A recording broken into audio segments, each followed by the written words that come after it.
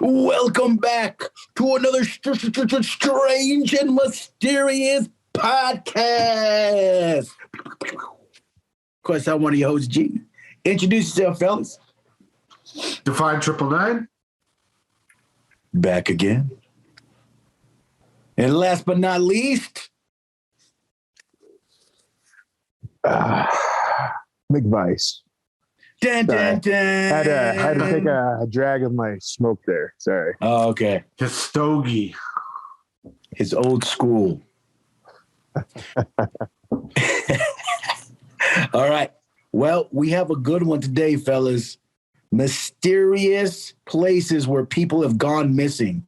Now, McVice had brought this up, so I wanted to kind of like touch on this stuff in our national parks where people have gone mysteriously missing. What is the I would ask, what's the most famous place or park that a lot of people have gone missing, McVice? Seems like in North America, a lot of people got missing at Yosemite. Yosemite? Yep. I've seen also like Mount Shasta and what's the other? Oh yeah, fucking Mount Shasta, California is a weird place. So yeah, this whole so what G was trying to tell everyone, basically, there's an author by the name of David Paulides, and he has a series of books called Missing 411. Former, law enforcement officer. I guess he started investigating this stuff back, I don't know, the 90s or something like that. He just started looking into people who were missing in like the national parks and stuff like that. And now, his range is broadened. It's not just the national parks. He's looking all over the world now, Mm-hmm. But it's very interesting when you go and you delve into this world of strange disappearances, because it truly is like strange disappearances. Yeah, some of it's just regular old the people went missing, they couldn't find them. But then you have cases that are far more bizarre, and there's almost a paranormal twist to it that, he's never come to any conclusion.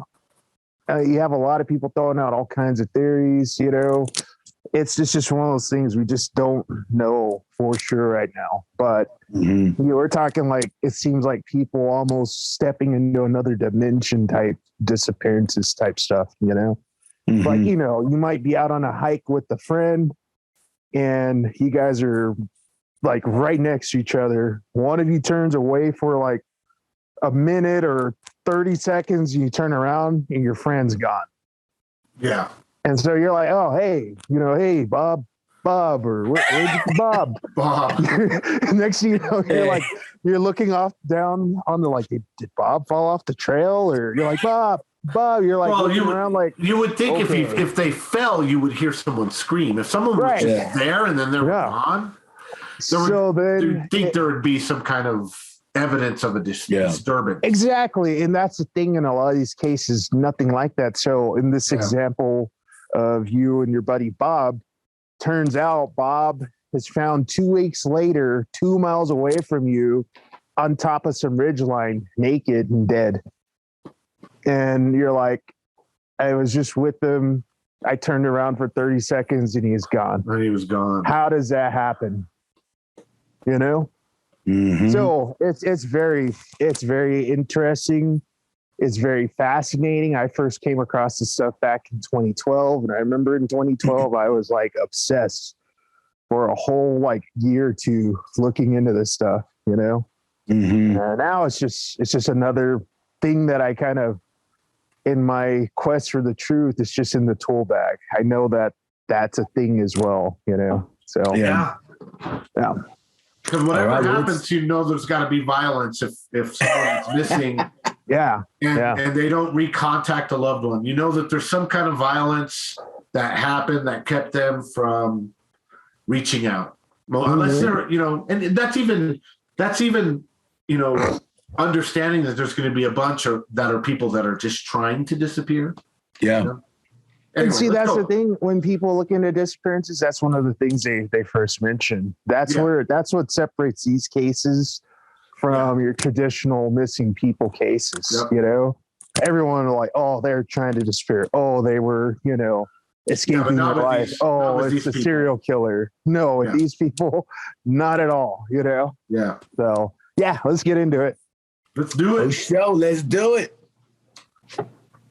Something very strange seems to be going on inside of national parks in North America. Every year, hundreds of people go missing in these parks, but these parks are huge expanses of wilderness. So it's not like they're in New Mexico. Unusual people might go missing inside of them. There's some remote parks, that's for damn sure. People that go missing, there's always a few that go missing under very strange circumstances. Either the way in which they disappeared doesn't really add up. You know, someone will be watching or keeping an eye on someone, they'll turn around and then turn back and that person's missing and there's not a trace of them and they're never found again. Or you'll have instances of someone will go missing, there'll be an extensive search, there's no trace of them, and then they're found like miles and miles away in locations that are almost impossible to get to. Now, one man... I'm not saying it's aliens, but I'm saying it's Bigfoot. I'm just throwing it out there right now. Bigfoot. He's looking every for now Bob. and then. Every now and then, he likes to get some humans and make them. He's looking for Bob. Their place. Hey, Bob. You know, that's one of the theories. But anyway, we'll talk about some of the stuff in the conclusions, or our closing thoughts. So, yeah, let's continue. David Paulides, who's a former police detective, he began researching these very strange... Looks like he's in New Mexico. ...side of national parks. It started when a park ranger actually approached him and said, hey, there's a bunch of weird things happening in state parks. You should look into it because you're a former detective. And so after looking into it, he discovered that there were so many oddities and he saw there was many overlaps and similarities that he really dove into it. And he's examined thousands of these strange cases. By his count, 10,000 plus hours of research. He's written 4 books. They're all under the name Missing 411. If you Google Missing 411, you'll find a plethora of information about these cases. Interesting book to read. Documentaries out. And so David, while he doesn't actually take a stance as to, what's causing these strange disappearances, anybody that follows along with the Missing 411 cases is basically led to believe that something is hunting humans in North America inside of national parks. It is fascinating. It is terrifying. Wow. I picked out 5 of the most bizarre cases that I've come across inside of Missing 411. Before we get into those 5 stories, though, if this is the type of content that you're interested in, the strange, dark, and mysterious that I've kind of promised in this video. Hey, copyright, that's our name. Right? You're not allowed to strange. Boo that man. Boo that man. I'm going to sue your head. I'm going to spin. Then please. No, we're like using his video. Don't miss any of the uploads. Yeah, I'm kind of be a little hypocritical. For Father's Day weekend, 1969, 6-year-old Dennis Martin, his brother, his father, and his grandfather headed up to the Smoky Mountains to go camping. This was a family tradition on Father's Day, and they were really excited about it. They get to the same campsite they always used. They set up, they have a wonderful first night, they camp out, and the next day, another camper in the area happened to walk by and saw that Dennis and his brother were playing there. And so this camper had kids as well, and he asked Dennis's father, hey, would it be okay if I brought my kids by? They're the same age as your sons, and they can just play together. Dennis's father says, sure, bring them down.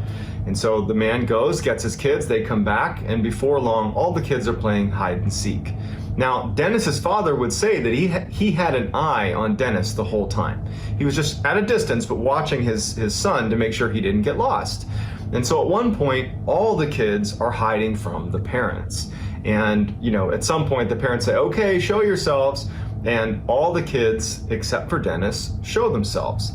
And Dennis's father has watched Dennis go behind a particular tree. He watched him do it. He was watching the whole time. And so when they said, come on out, and he didn't come out, he actually wasn't that concerned because he knew exactly where his son was. And then after a few moments, he yelled to his son directly and starts walking over and says, Dennis, come out, Dennis. I know you're behind the tree. And when he finally got over there, Dennis wasn't there.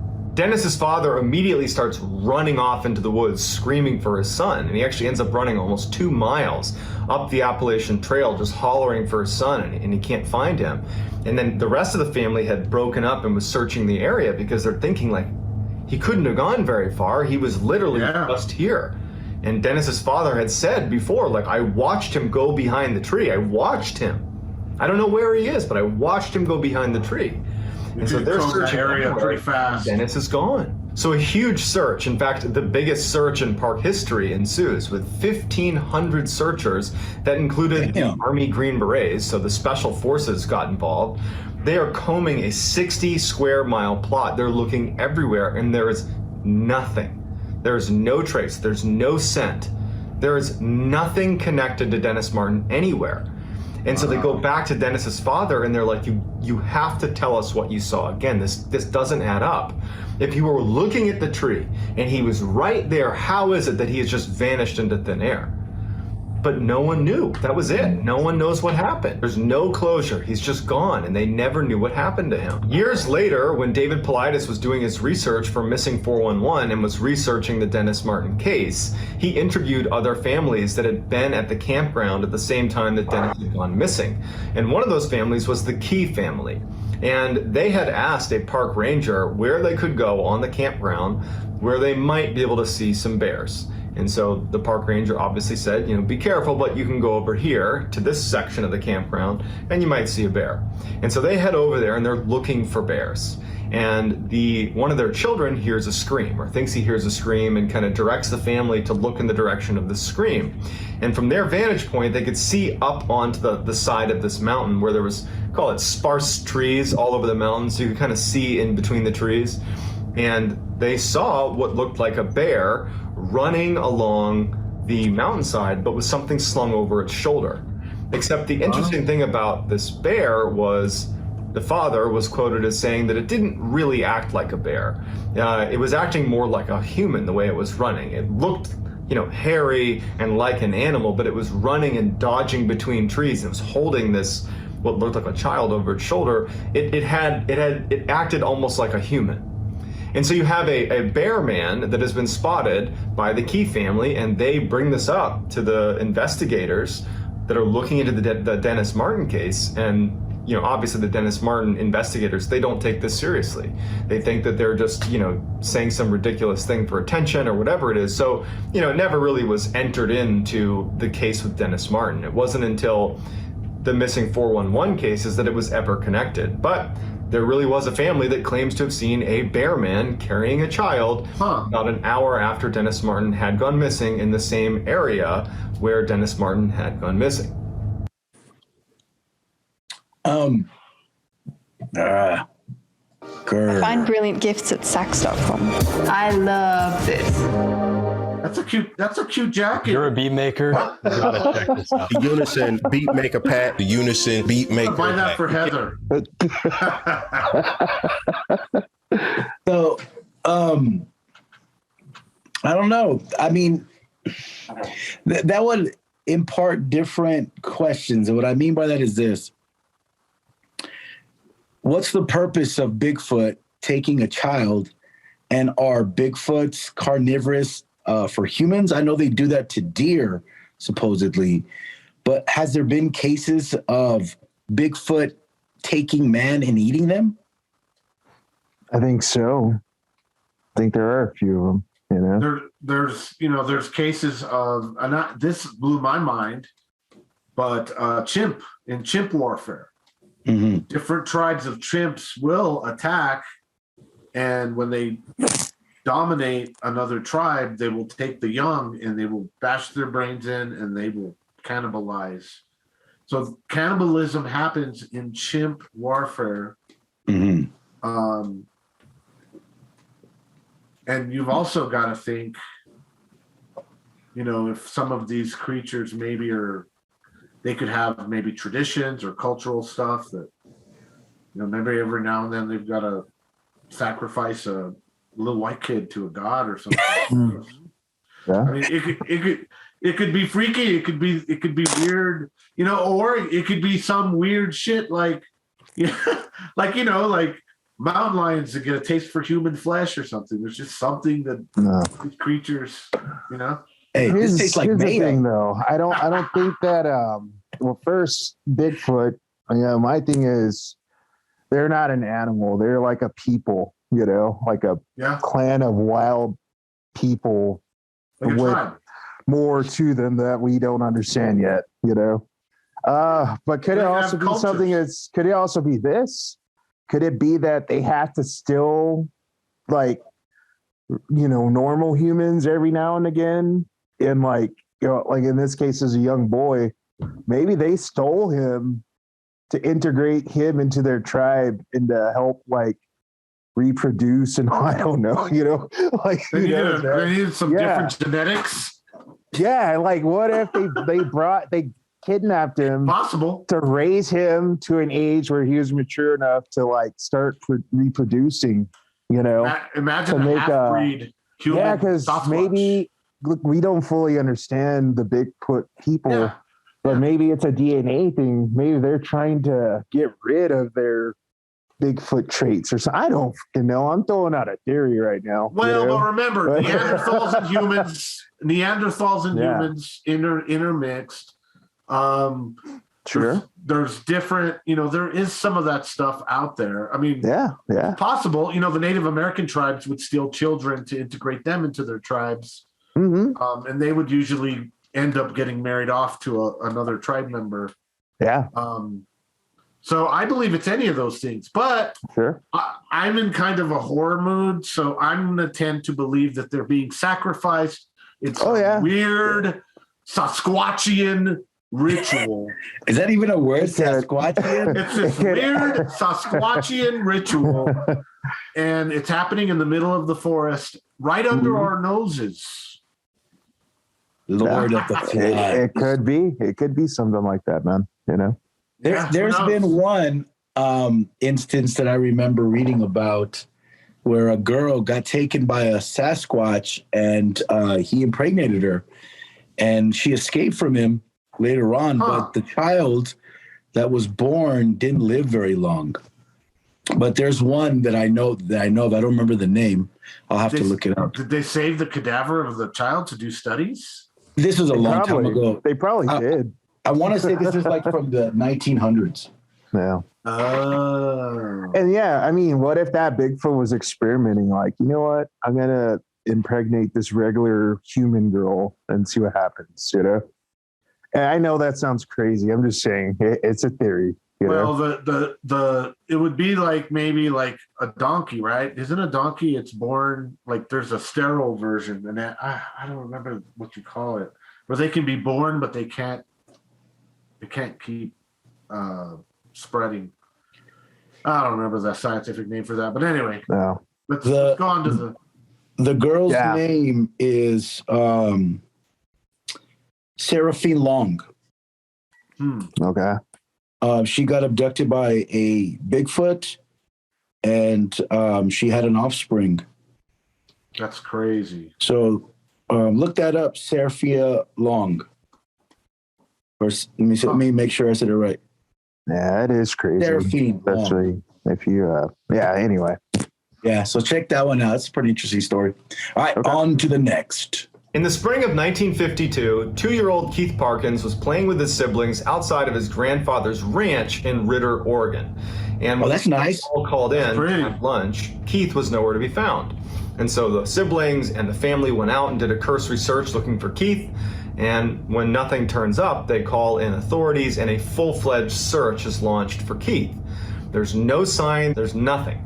And 4 miles away from the ranch, they find several hours later some footprints that look like they might belong to a 2-year-old. And they start tracking those footprints, and they go on for miles and miles, and then they just kind of stop. Miles? And it wouldn't be until the next day, 12 miles away from the ranch, that they would ultimately find Keith. Surprisingly, Keith, who had disappeared with not enough clothing to be out in sub-zero temperatures with snow on the ground and being 2 years old, he wasn't prepared for a night out.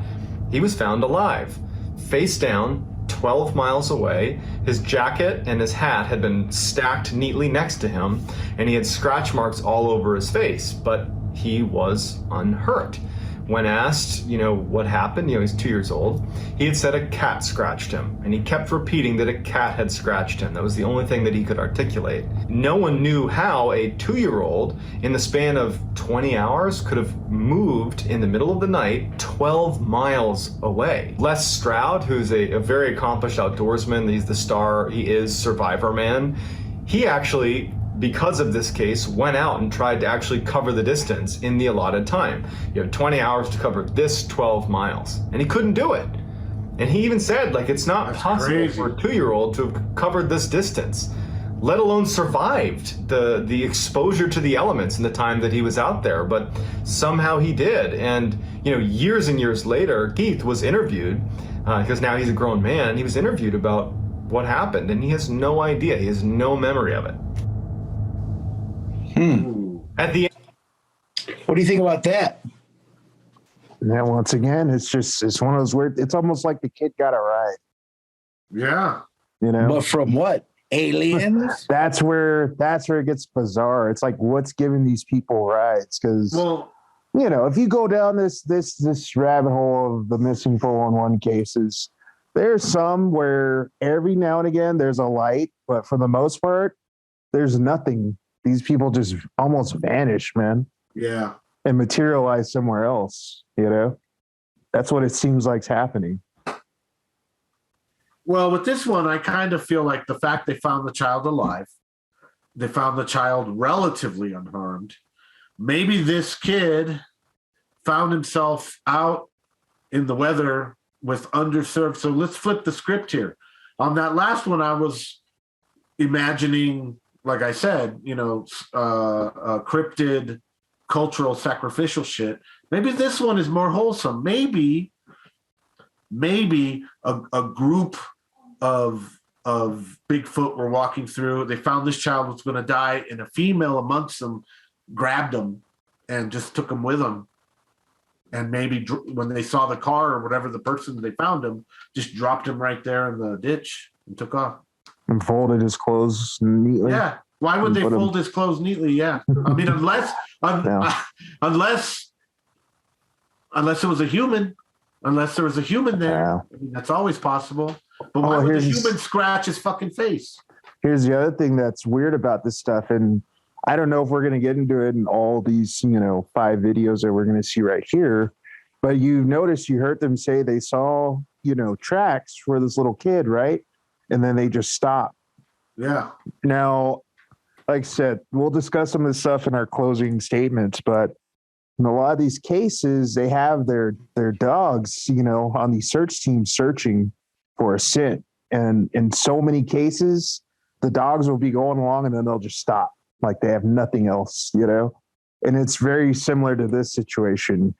The track marks for this kid just stopped. And then he magically went 12 miles, So say it was a Sasquatch. Well, where are their footprints? Where are their footprints? Maybe it's interdimensional beings. Yeah, maybe there's exactly. Lots of interdimensional shit going on. Yeah, it's weird, But yeah, what do you think, G? Yeah, it's definitely strange. It either has to be, I think, in my opinion, 2 different things. One, it has to be that they're going up, right? And that's why the tracks stop, or they have to be going through something to get somewhere else where they appear, right? And either of those, I mean, is strange, right? Why would that happen? And specifically in this case, with the clothes being folded, right? Yeah. That's strange. It would be interesting if he had any effects. Like, for example, did he have, any weird dreams based off this? Did he, experience, any type of, muscular problem, body problem after this incident? Because that would kind of give you some clues, maybe some radiation was, introduced to his body.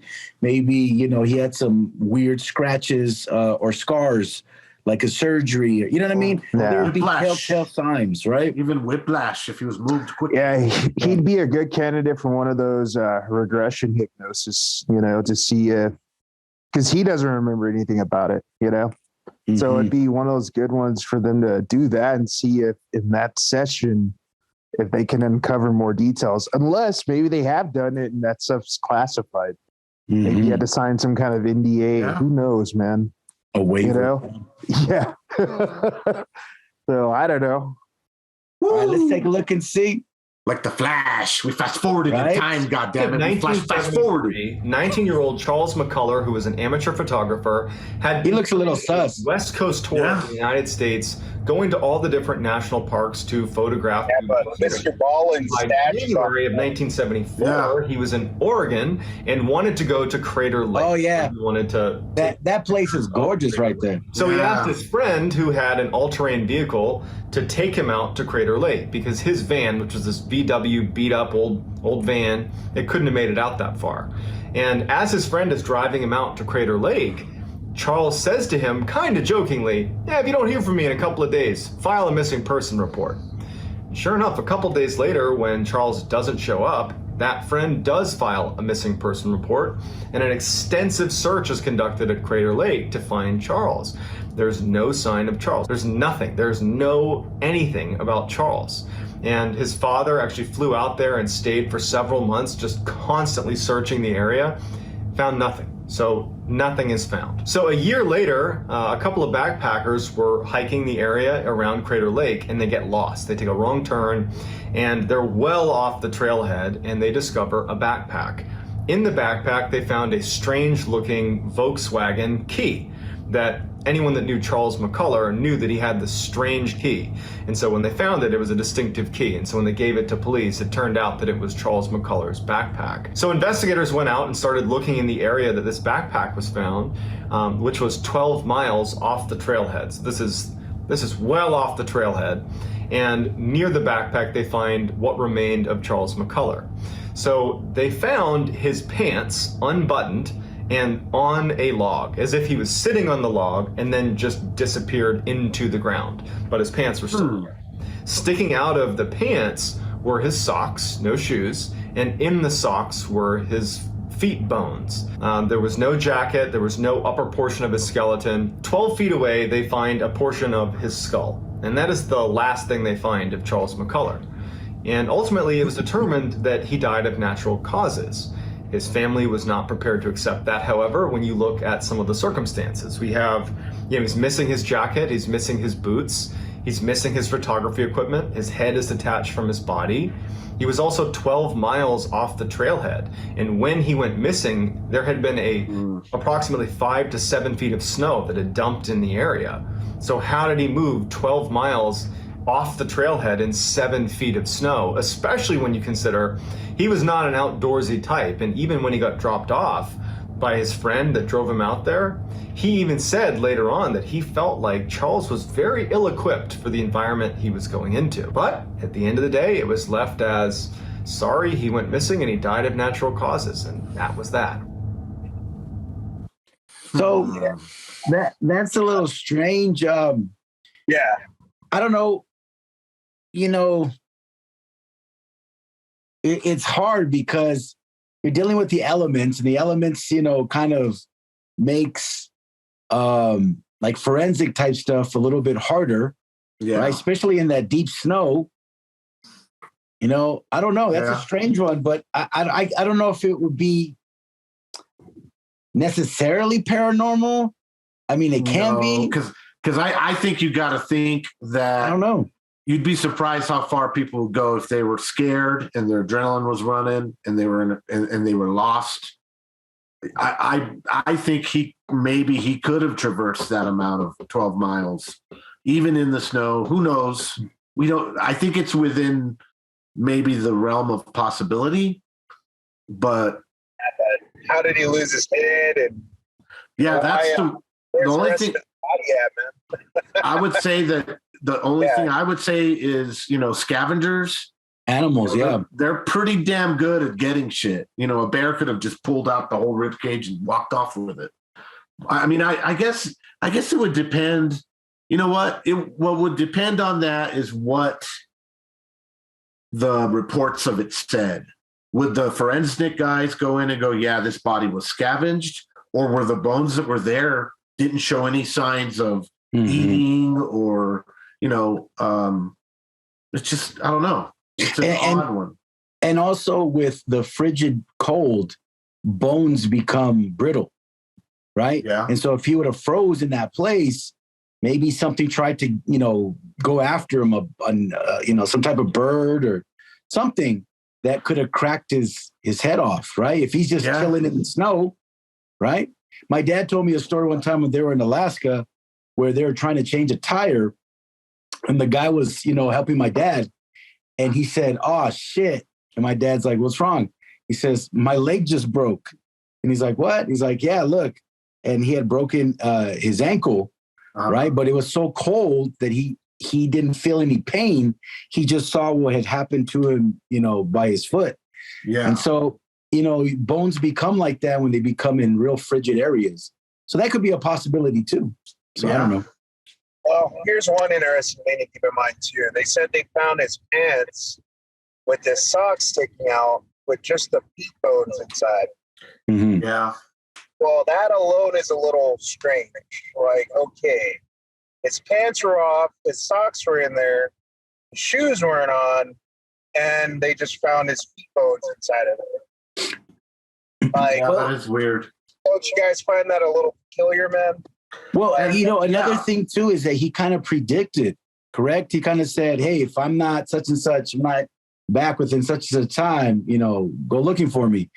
So that's a little strange too. Maybe he wanted to die. Yeah. Right? Maybe he had something else going on that, it's all speculation, but it's just kind of weird that he would say something like that, right? Yeah. That is weird. It's just too ironic. And I will say this, you can never trust those forensic reports on what they say because this is how stuff gets hidden in life, like a lot of these missing people's cases, right? They'll say, "Oh, they were killed by a wild animal or like a wild pack of dogs." Really? Yeah. It's like they can say whatever they want and most people are going to believe it, not look into it. You know what I mean? Like this is a system. Once the bones are buried. Yeah, it's in this case, it's real easy to say he just died of natural causes. Doesn't sound like natural causes to me, man. Something else happened.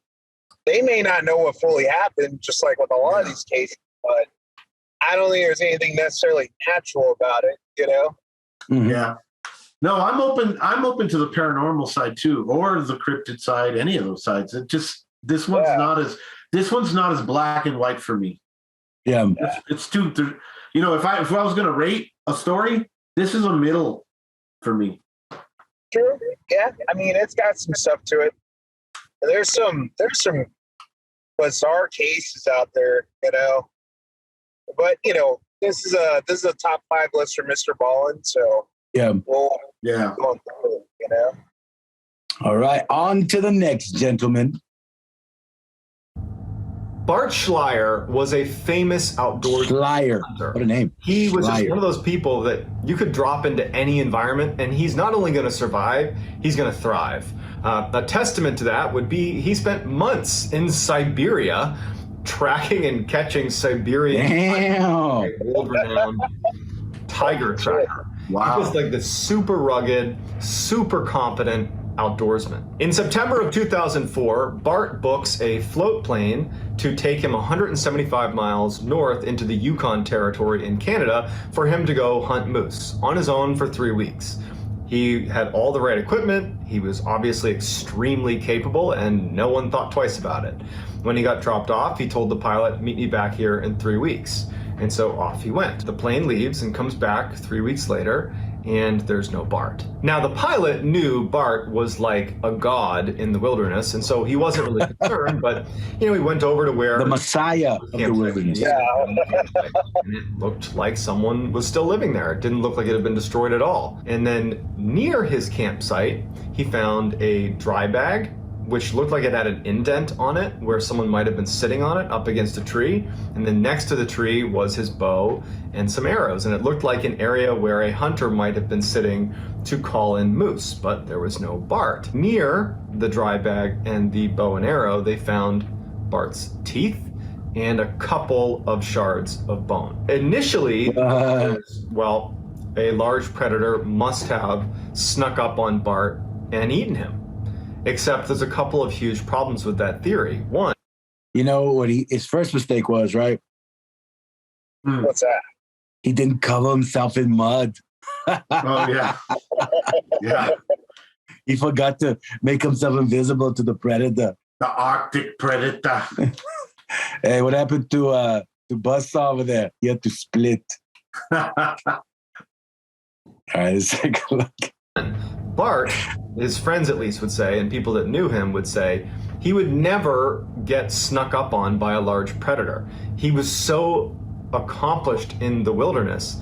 Like, he was always a step ahead of everything around him. So the idea that he would just be sitting there one day and a bear would just happen to sneak up on him is pretty far-fetched. Also, in the area where his teeth and some of his bones were found, there was no sign of what they call a death struggle, where you're fighting for your life, you're smashing into everything. There's none of that. There's no marking on the ground or in the surrounding areas that a large predator had attacked him. Also, his camp had food out in the open, and if a large predator had come through, like a bear, after it finished with Bart, it would have raided the campsite, and it didn't. And so the way this was left was he was attacked and eaten by a predator. But nobody believes that, because that wouldn't happen to Bart, and the circumstances around his campsite didn't really add up. I don't know. What do you think about that one? I'd say in the spirit of Predator, that ain't no man. No. Yeah, that one. Hey, like Matt. By the Predator, bro. Yeah. Remember when Matt got himself? Yeah. See, the Predator lured him in there because he knew how competent he was. It's like, oh yeah, this is gonna be a good one, Hey, you're bleeding. I ain't got time to bleed today. They're exactly right too about that. If it had been a bear or a jaguar or a wolf pack, they would have been all through that campsite. Yeah. Trashing shit, getting food, eating food, sniffing around. The fact that the campsite was pristine is the part that really that leads one to believe that whatever did that guy in, it wasn't necessarily so averagely natural. Mm-hmm. Something abnormal happened, and then a few teeth and a few shards of bone. Oh, that's crazy. What the fuck, dude? That's crazy. So the other thing is this guy is a fucking hunter, but not just any old hunter. He was hunting tigers in Siberia, bro. Mm-hmm. This is a fucking man, like this is, like he said, the bush pilot knew he was a god. This is like a fucking god of hunters, bro. Mm-hmm. He ain't gonna get stuck up on by like a fucking big apex predator, Yeah. So whatever he countered was something he's never encountered before, or something that obviously we don't know about, or something. Encountered him quick enough that there was no. This is the other thing. What they talk about the death struggle part. I don't care if you're getting attacked by a massive bear. There's going to be a struggle somewhere in that space. If they never found that, then that means that however he got dispatched, it had to have been so fucking quick that it froze that campsite in place, right? Yep. It froze that hide he was at. It froze the campsite, just froze it in place. There was no time for any kind of struggle, no time for, that's the other part too that makes it. This one is definitely a trippy one. You know what's sinister about this shit too, man? Like, let's say some big ass cryptid, right? That just ate his ass whole. Mm-hmm. The audacity to spit out a few teeth, man. That's like, what the fuck, bro? Like, I'm gonna spit out a few teeth. I can mind something of them, I guess. Oh, you don't like when you bite on one of those bad, like you're eating corn nuts and you get one of those bad ones? You spit that shit out. Hey. It's true, you do. You do. Teeth are the ones that always survive the longest because I think they're some of the hardest bones in our body. Yeah. And maybe he spit out all the teeth. Well, see, he wasn't clear on if it was a few or a lot. Like, if it had been all the teeth, like meticulously pulled out, And that's really weird. My hope that if he was eaten, that it was just, it wasn't so meticulous. It just got a few little hard parts and went, you know what I'm saying? Hey. I don't know. I don't know why that makes me feel better, but it does. Yeah. Then like sadistic, as I'm eating you, I'm like, boop, gonna pop each teeth, every single one. That Bigfoot smokes like a pack a day, like, I'm going to eat you. Oh, this is going to be fun. You know what I mean? Like that's torture. You know what I mean? I hope it was just a few teeth. Just a few teeth, and they were just in the way of the dude's meal. Yeah. I don't know. Yeah, it's crazy. Yeah, very crazy. That's a crazy one. That's a thumbs up for me on that one. That's it. In 2002, Christopher Tompkins was working as a surveyor, and he was assigned to this 4-man survey crew that was working in Harris County, Georgia. And they were walking along the road spaced about 50 feet apart, all 4 of them. And Chris was the last one in line. And the third one in line would later tell investigators and police that as they were walking along the road, he would periodically turn around to just, for a quick second, make sure Chris was still there. And as they're walking along with no sound or any indication that anything's happened, he turned around, saw Chris, kept walking. A few minutes later, turned around, and Chris is gone. The third guy hails the other 2, and they go, and they're like, where did Chris go? They're looking down the road, like maybe he stopped, maybe he stepped off the trail, but they can't see him. And they go back they start walking down the road towards where he would have been, and they find on the ground a pile of loose change and some of his tools that would have been in his pockets. And then they see one of his boots stuck in the barbed wire, because there was a little barbed wire fence that was running the length of this road. One of his boots was stuck in the barbed wire, and there was nothing else. They search the area, they're looking everywhere, there's no sign of him. And it didn't make any sense to the people in this survey crew, especially the guy who was third in line, who was like, I literally saw him a minute ago. And there's no way he could have gotten away without me hearing or seeing some indication of where he was. But there was no sign of him, and he was gone. So after this huge investigation, they don't find any sign of him. And that's it. They're just like, yeah, he's gone. They did find 9 months later, they found his other boot near a swamp 900 yards away, but it didn't provide any more clarity into what happened to him. However, if you look at the pile of loose change and things that were in his pockets that were on the road, it indicates that at some point he may have been turned upside down. And if you think about the entirety of all of these strange stories where the idea being someone could be hunting humans, just picture in your head Chris Tompkins walking along and something flipping him upside down, dumping the contents out, and then being gone in a matter of a minute where no one can see where they went. These 5 stories are just a fraction of...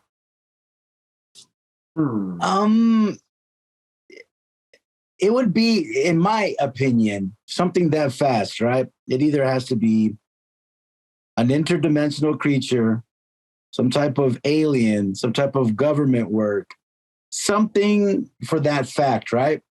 Yeah. My question would be, if it was government, why would they risk being seen or caught, right, with this crew?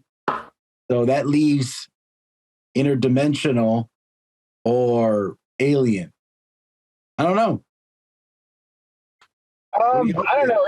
It could still be cryptid, because I heard dogmen are fast like that. Like, that's how fast they are. Like, they can cover ground so fast.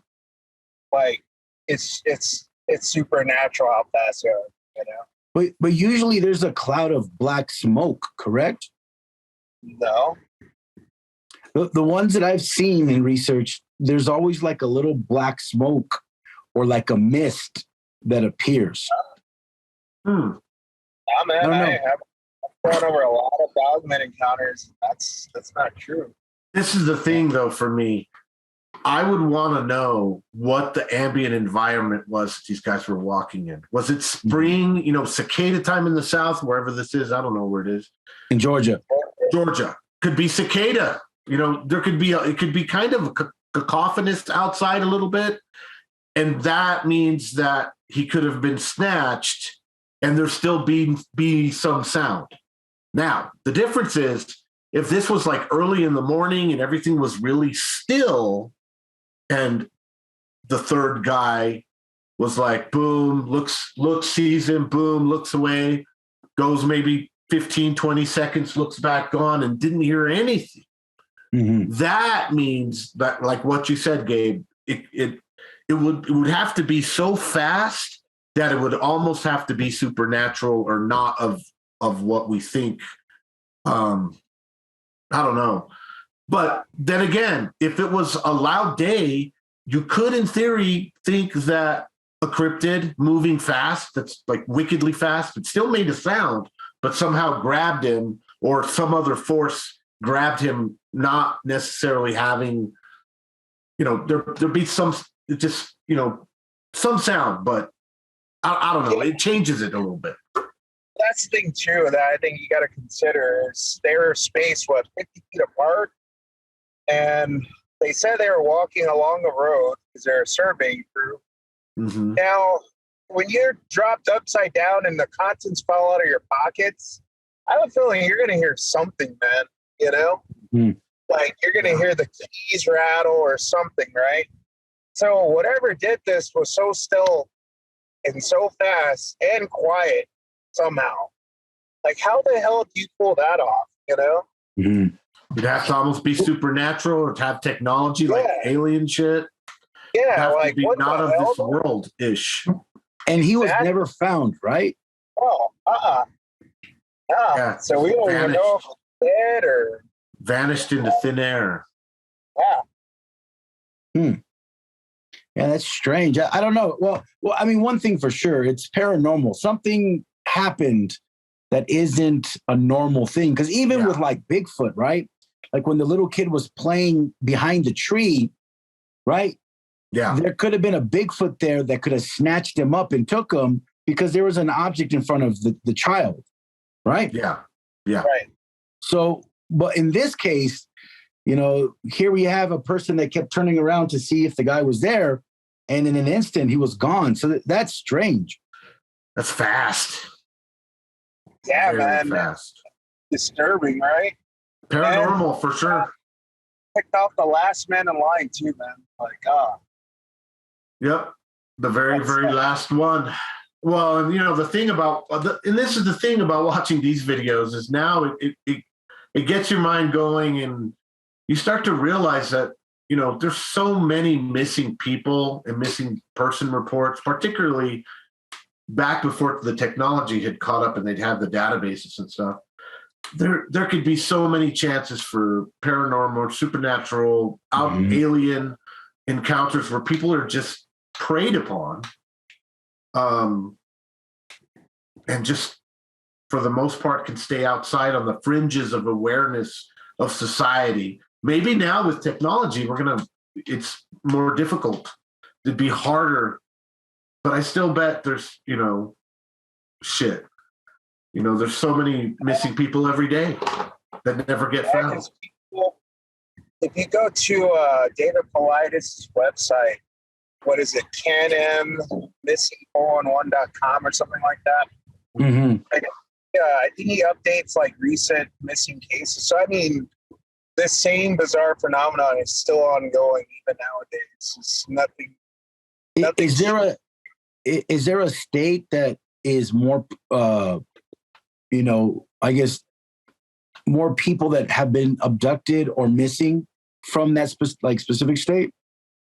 Well, I do remember him saying that Yosemite National Park seems to have the most cases. The prevalence of it, yeah. Yeah. I'm sure that data is out there to look at. Here's something weird, and I've never understood this about David Paulides, because he, if you go to his website and stuff like that, he has a cluster map showing like a map of North America, primarily the United States. And he has these clusters where like a lot of missing persons cases have occurred, right? So there's a shit ton on the West Coast, like the Western United States. I'm talking New Mexico, Colorado, Wyoming, Montana, all the way to the Pacific coast. Then he's got another one that starts maybe like in Louisiana, going up north all the way to the East Coast, right? Mm-hmm. But dead smack to the center of the country, like the Great Plains in Texas, he hardly has anything. And I remember listening to him on a few interviews, and he said, there's so many cases in Texas. He's like, I could just do my own a book alone on that. Oh, wow. And he said there isn't a whole lot in the Great Plains. He said there's a few, but hardly any, you know? So it's very interesting in that sense.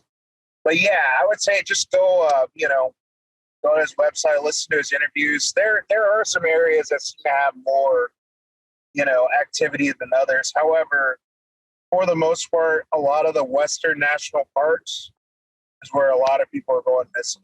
But that's not the only place. And this phenomenon is happening all over the world, Yeah. This is happening at national parks in other countries too. So there's a tie to national parks, period, Well, they're remote. There's not as much energy interference. There's not as much cell coverage. Like, I would assume that, from just kind of even a protection from electrical, it'd be a place to kind of hide out. And well, there's something else a little interesting. So Teddy Roosevelt, he supposedly he encountered a Bigfoot when he was younger. And when he became president, he's the one who established the national parks. If you don't know that about Teddy Roosevelt, Mm-hmm. it's kind of interesting that he was the president who formed the national parks. Yeah, and he had a run-in with a Bigfoot encounter with the cryptid. It's like, did he know something that we all didn't? Yeah. Mm-hmm. There might have been high cryptid areas in certain areas of the country. The natives probably would have, their myths and their sightings, so that they would know. Well, there's this theory that not only our government, but the governments of the world, they are very well aware of all this stuff.